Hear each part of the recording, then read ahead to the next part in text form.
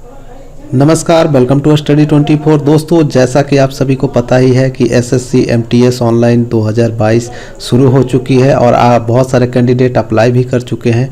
उसी के अंतर्गत बहुत सारे कमेंट भी आए थे कि एसएससी एमटीएस के बारे में कुछ जानकारियां हैं जो क्लियर नहीं हो पा रही है। तो मैं इस वीडियो में आप लोगों के लिए जानकारी जो लेकर आया हूं वो है एमटीएस या हवलदार जो वैकेंसी आई है।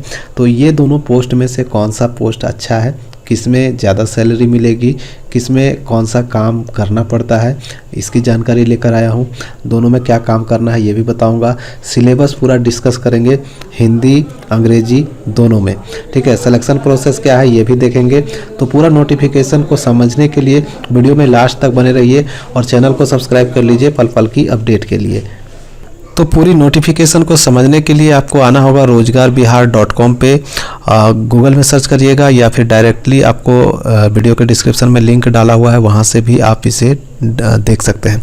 तो यहाँ पे सबसे पहले डेट वगैरह तो आप लोगों को पता चल ही चुका होगा कि ऑनलाइन शुरू हो चुकी है 22/3/2022 से, और ऑनलाइन लास्ट डेट जो है 30/4/2022 होगा। और ऑनलाइन एग्जामिनेशन फ़ीस जमा करने की लास्ट तारीख जो होगी वो 2/5/2022 होगी। और अगर आपके फॉर्म में किसी प्रकार की गलती हो जाती है तो उसे आप 5 से लेकर 9 मई 2022 के बीच सुधार सकते हैं, करेक्शन कर सकते हैं। और सीबीटी एग्ज़ाम जो होगी पेपर 1 के लिए वो जुलाई 2022 में आयोजित की जाएगी। पेपर 2 जो कि डिस्क्रिप्टिव होगी वो उसके बारे में नोटिफिकेशन बाद में आएगा। Application fees general, EWS, OBC पुरुष अभ्यर्थियों के लिए, मेल कैंडिडेट के लिए 100 रुपये है। बाकी सभी कैंडिडेट के लिए कोई भी फीस नहीं है। जैसे कि महिला जितने भी कैटेगरी के हैं उनको कोई फीस नहीं लगेगी, और एससी एसटी मेल फीमेल दोनों को कोई भी फीस नहीं लगेगी। लेकिन जो जनरल वाले, ओबीसी वाले और ईडब्ल्यूएस वाले मेल कैंडिडेट हैं उनको एग्जामिनेशन फ़ीस ऑनलाइन मोड या ऑफलाइन मोड दोनों से आप जमा कर सकते हैं। एज लिमिट 1/1/2022 को एमटीएस पद के लिए 18 से 25 वर्ष होनी चाहिए, और हवलदार पोस्ट के लिए 18 से 27 वर्ष होनी चाहिए। एज रिलैक्सेशन एससी एसटी को 5 साल की मिलेगी, ओबीसी को 3 साल की मिलेगी। और बाकी जानकारी के लिए ऑफिशियल नोटिफिकेशन देखना है। अब एलिजिबिलिटी देखते हैं। तो एसएससी एमटीएस के लिए जो सीटें हैं वो बाद में डिक्लेयर की जाएंगी। 10वीं पास है तो आप आवेदन कर सकते हैं। उसी प्रकार से एसएससी हवलदार के लिए भी 3603 सीटें हैं, इसके लिए भी मैट्रिक पास होना चाहिए। एसएससी एमटीएस एंड हवलदार का जो पोस्ट है उसे सिलेक्शन प्रोसेस में दिखाया गया है। फॉर एमटीएस पोस्ट सीबीटी 1 लिया जाएगा और सीबीटी 2 नहीं होगी, पेपर 2 होगा जिसमें आपका डिस्क्रिप्टिव होगा। उसमें आपको लिखना है अपने पसंदीदा भाषा में। इसके बारे में डिस्कस करेंगे सिलेबस वाले डिटेल में, पहले ये देख लेते हैं। फॉर हवलदार पोस्ट के लिए सीबीटी 1 आयोजित की जाएगी, फिर पेपर 2 डिस्क्रिप्टिव होगा, फिर पीटी एंड पीएसटी भी ली जाएगी, और डॉक्यूमेंट वेरिफिकेशन भी होगा, और उसके साथ साथ मेडिकल एग्जामिनेशन भी ली जाएगी। और एसएससी एमटीएस एग्जाम पैटर्न की बात करें तो इसमें आपका जनरल इंग्लिश से 25 क्वेश्चन 25 अंकों के लिए एग्जामिनेशन ली जाएगी, जिसमें 90 मिनट का आपको समय मिलेगा। अगर आप दिव्यांग हैं तो आपको 120 मिनट का समय दिया जाएगा।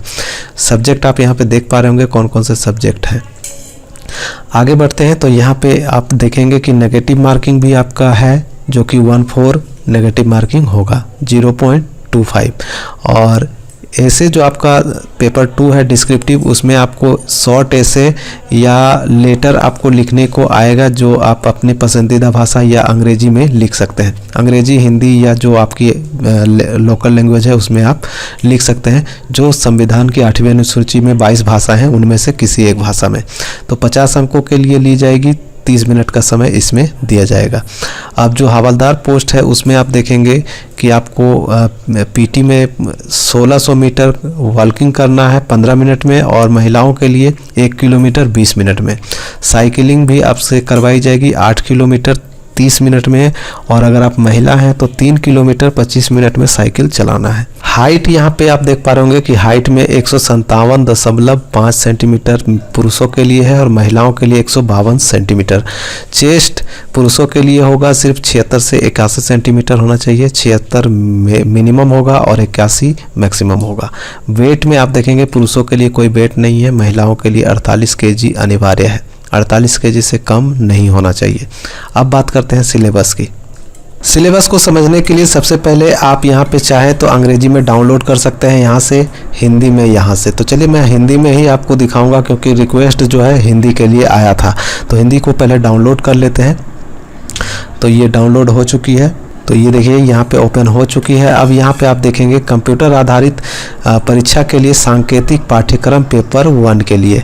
तो इसमें जो है आप देख पा रहे होंगे कि एमटीएस पद को ध्यान में रखते हुए मैट्रिक लेवल के क्वेश्चंस आपसे पूछे जाएंगे, जिसमें सामान्य बुद्धि, रीजनिंग और मैथमेटिक्स, अंग्रेजी सामान्य अध्ययन से आपका जो है क्वेश्चन पूछा जाएगा। इंग्लिश लैंग्वेज में आप देखेंगे तो अंग्रेजी भाषा की मूल बातों के बारे में उम्मीदवार की समझ, अंग्रेजी भाषा, इसकी शब्दावली, व्याकरण संरचना, समानार्थक शब्द, विलोम एवं इसका सही उपयोग आदि और लेखन क्षमता की परीक्षण आपसे की जाएगी। ये इंग्लिश लैंग्वेज में हो गया। अब आपका जनरल इंटेलिजेंस में शामिल होंगे गैर मौखिक प्रश्न और परीक्षण में प्रश्न शामिल होंगे समानताएं और अंतर, खाली स्थान की पूर्ति, समस्या समाधान, विश्लेषण, निर्णय लेना, दृश्य स्मृति, भेदभावपूर्ण अवलोकन, संबंध अवधारणाएं, आकृति, वर्गीकरण, अंकगणितीय श्रृंखला, संख्या श्रृंखला और गैर मौखिक श्रृंखला आदि से आपका प्रश्न पूछा जाएगा। वहीं आप यहाँ पे और भी डिजाइंस वगैरह से भी आपका पूछे जाएंगे प्रश्न। यहाँ पे अंकगणितीय से भी आपका गणना से क्वेश्चंस पूछे जाएंगे, विश्लेषणात्मक कार्य से भी आपका क्वेश्चन रीजनिंग में पूछा जाएगा। वहीं न्यूमेरिकल एप्टीट्यूड में, मैथमेटिक्स में आपसे पूछे जाएंगे। इसमें समस्याओं पर प्रश्न शामिल होंगे, संख्या प्रणाली से संबंधित पूर्ण संख्याओं की गणना, दशमलव और भिन्न और संख्याओं के बीच संबंध, मौलिक अंकगणितीय संरचना, प्रतिशत, अनुपात, समानुपात वगैरह, औसत, ब्याज, लाभ और हानि, छूट और उपयोग, टेबल, ग्राफ, क्षेत्रमिति, समय, दूरी, अनुपात और समय और कार्य आदि शामिल होंगे।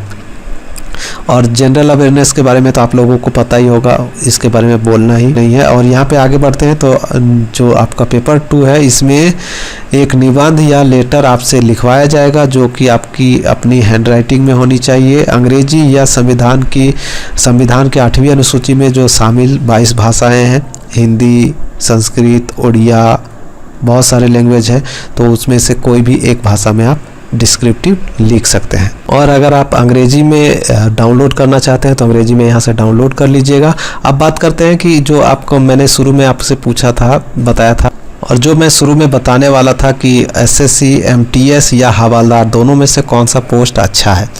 तो दोस्तों दोनों पोस्ट ही अच्छे हैं, लेकिन अगर ऊपरी कमाई चाहिए आपको तो हवालदार का पोस्ट ज़रूर सेलेक्ट करिएगा। और अगर आप 8 से लेकर यानी 10 से लेकर 4 बजे तक सिंपली आप काम करना चाहते हैं ऑफिस में, तो एमटीएस वाला पद पे ज़्यादा बेटर होगा। ठीक है। हवलदार जो है आपका जीएसटी से रिलेटेड है, जीएसटी वाले परिषद में शामिल होंगे। कहीं कहीं तो आप लोग जानते ही होंगे कि रेड पड़ता है, तो रेड वगैरह में आपको शामिल किया जाता है हवलदार में। ठीक है, एक तरह का पुलिस का काम ही इसमें किया जाता है। तो ये ट्रेवल का ज़्यादा होगा हवलदार वाला, और एमटीएस वाला ऑफिस में आपको काम दिया जाएगा। एमटीएस में क्या काम मिलता है, तो आपको डेली बदल के कुछ काम दिया जाता है। जैसे कि ऑफिस में, कोई भी ऑफिस में आप काम करते हैं तो आप एक काम नहीं करेंगे, आपको डेली कुछ ना कुछ अलग करके करना होगा। जो भी काम आपका बड़े अधिकारी आपको सौंपेंगे वो आपको करना होगा ऑफिस में। आप लोगों को पता ही होगा कि ये मैट्रिक लेवल का है, यानी 10वीं पास जो है वो आवेदन कर सकते हैं, तो आपका पोस्ट उसी लेवल का होता है। तो 10वीं पास वाले को तो ज़्यादा काम करना ही पड़ेगा ऑफिस में। और 7th CPC का इसमें सैलरी मिलने वाला है, तो अच्छा खासा सैलरी होगा। सैलरी के बारे में सोचना ही नहीं है, सैलरी बहुत अच्छा होगा। यहाँ पे आप देख ही पा रहे होंगे कि मल्टीटास्किंग नॉन टेक्निकल स्टाफ के लिए पे लेवल जो है 1 होगा, मैट्रिक्स लेवल का होगा 7th CPC। तो इसमें अच्छा खासा ग्रुप C का आपको पेमेंट मिलने वाला है, नॉन गजिस्टेड का, तो सैलरी बहुत अच्छी होगी। और हवलदार में भी वही आपका ग्रुप C का ही सैलरी मिलने वाली है, तो इसमें भी अच्छा खासा सैलरी आपको बनने वाला है। तो दोस्तों उम्मीद करता हूँ जानकारी आप लोगों को पूरी मिली होगी। जानकारी अच्छी लगी हो तो वीडियो को ज़्यादा से ज़्यादा शेयर करें, और rozgarBihar.com पे आप देख सकते हैं, पूरी डिटेल आपको देखने को मिल जाएगी। ऑनलाइन अगर करना है तो आपको ऑनलाइन का लिंक भी यहाँ पे उपलब्ध करवा दिया गया है, तो आप आकर यहाँ पे देख सकते हैं। तो चलिए मैं मिलूंगा नेक्स्ट वीडियो में नेक्स्ट अपडेट के साथ, तब तक के लिए बाय, जय हिंद।